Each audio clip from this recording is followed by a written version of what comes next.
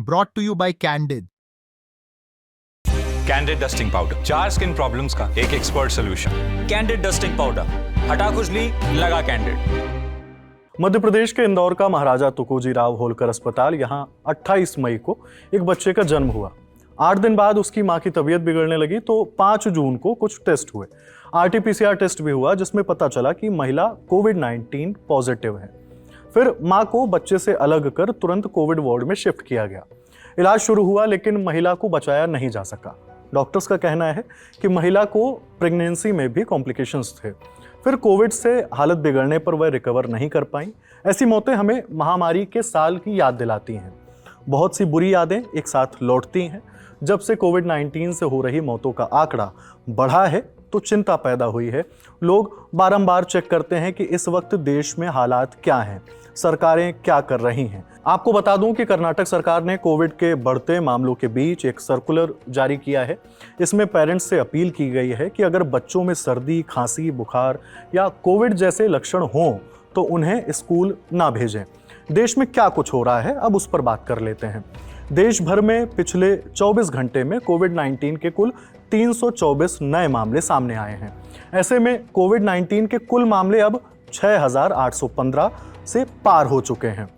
पिछले 24 घंटों में 3 लोगों की मौत भी हो गई है। मरने वालों में एक दिल्ली, एक केरल और एक झारखंड के निवासी हैं। ये आंकड़े 10 जून की सुबह 8 बजे तक के हैं। ये जानकारी दी है ministry of health and welfare ने। इस बीच कोविड-19 के बढ़ते मामलों के बीच केरल से सबसे ज्यादा मामले सामने आए हैं। 10 जून तक यहां से कुल 2053 मामले सामने आए हैं।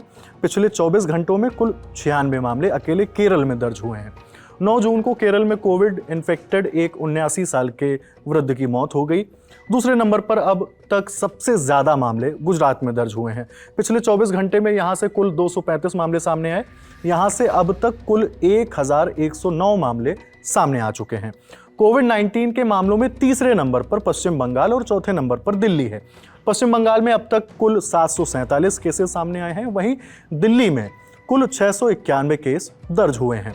जनवरी से अब तक हुई कुल मौतों की बात करें तो यह सबसे ज्यादा महाराष्ट्र में दर्ज हुई हैं। यहाँ कोविड-19 से इस साल अब तक 18 मौतें हो चुकी हैं।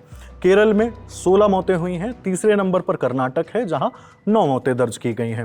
Ministry of health and welfare के मुताबिक भारत में फिलहाल बढ़ते मामलों के पीछे कोविड के ओमिक्रॉन सब वेरिएंट JN.1, NB.1.A.1, LF.7 और XFC हैं। एडवाइजरी के मुताबिक ये वेरिएंट फैलते तो तेजी से हैं लेकिन इनके सिम्टम्स माइल्ड होते हैं। WHO ने कोविड के इन वेरिएंट्स को फिलहाल वेरिएंट्स अंडर मॉनिटरिंग में रखा है। इन्हें कंसर्न की कैटेगरी में नहीं रखा गया है। हालांकि इसे लेकर सावधानी बरतने को कहा गया है। WHO के ही मुताबिक SARS-CoV-2 वेरिएंट जिसकी वजह से कोविड-19 फैला अब भी खत्म नहीं हुआ है लेकिन इन्फेक्शन के बाद इसके सिम्टम्स बदले हैं। पहले की तरह अब इसकी वजह से अचानक हेल्थ इमरजेंसी की स्थिति नहीं बन रही है। यह भी अब बाकी फ्लू की तरह बन चुका है। यह तमाम जानकारी आपके लिए जुटाई है मेरे साथी जागृति ने। मैं हूं हिमांशु। देखते रहिए दिल ललन टॉक। शुक्रिया।